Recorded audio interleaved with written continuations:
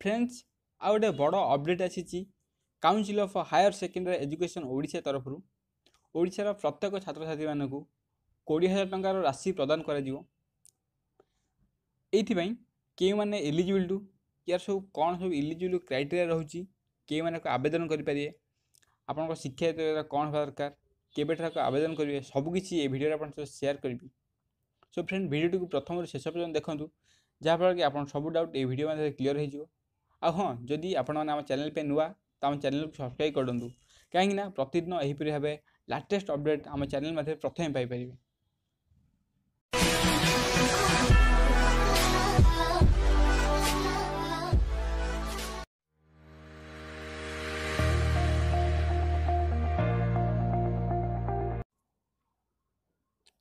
तो ये रोचे गरीब छात्र छात्री नवीन को नुआ भेटी युक्त 3 और उच्च शिक्षा मिल वार्षिक 20,000 टंकार आर्थिक सहायता।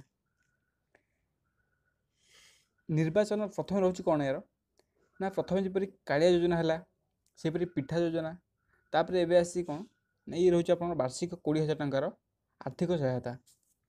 तो ये के मैंने आप इलिजिबल हो पारे ना से रोचे आप युक्त 3 कि स्नातकोत्तर शिक्षा करुवे तो आपको वार्षिक 20,000 टंकार आर्थिक सहायता प्रति गरीब छात्र छात्री को जोगाई दि। तो ये योजना लाभ उठा हेले आपन कौन किसी शर्त रखाई जी प्रथम है परिवार वार्षिक आय 1 लाख टंकार अधिक हो न। सेकेंड रोची ओडिशार स्थायी नागरिक हेबा सहित आपण कौन एक स्वीकृति प्राप्त महाविद्यालय शिक्षानुष्ठान कि विश्वविद्यालय स्नातक कि स्नातकोत्तर शिक्षार नाम लेखाई आवश्यक।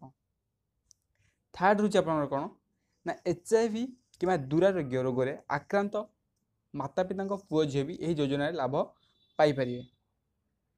फोर्थ हूँ आपंकर जदि आपंकर बासगृह कि जमीपटा नथिबो तो आपंकर परिवार तो आप यार लाभ उठाई पारे। आउ किए रोचे आउ किए मैंने पाइपर विधवा बा स्वामी परित्यक्ता महिला बा अविवाहित महिला पुओ झील उच्च शिक्षा यही आर्थिक सहायता मिल पार। तो ये रहा यार सब इलिजिबल क्राइटेरिया। तो आउ कौन रोचे यही योजना के मैंने लाभ उठाई पारे ना आप वैषयिक शिक्षा वृत्तिगत शिक्षापी कौन सहायता को मिलना ना यापर जपरी इंजीनियर करूँ डिप्लोमा करूँ जेको टेक्निकल कोर्स करते तो ये आपन को किसी सहायता मिलना ना। तो यही सब जो शर्त बा यही जो जार क्राइटेरिया थी तो से मैंने ये वृत्ति को पाइपर। तो यही योजना लाभ पाइबा छात्र छात्री पूर्वर कौन केंद्र बा राज्य सरकार योजना उच्च शिक्षा आर्थिक सहायता नहीं नथिया वांछनीय। तो यही सब शर्तावली पूरण करुवा छात्र छात्री आय और बासिंदा आपन जो इनकम सर्टिफिकेट और आप रेसिडेंट सर्टिफिकेट सहित उच्च शिक्षा विभाग द्वारा उपलब्ध ऑनलाइन फॉर्म रे आवेदन करेंगे।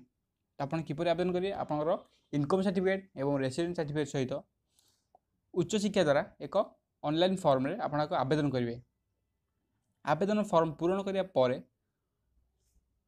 आप जो यार नकल सब रेसिडेंट हो इनकम सर्टिफिकेट तार नकल आपन को कॉलेजर अध्यक्ष कि मुख्यों पाखे परवर्ती प्रक्रियाकरण जमा करने आवश्यक।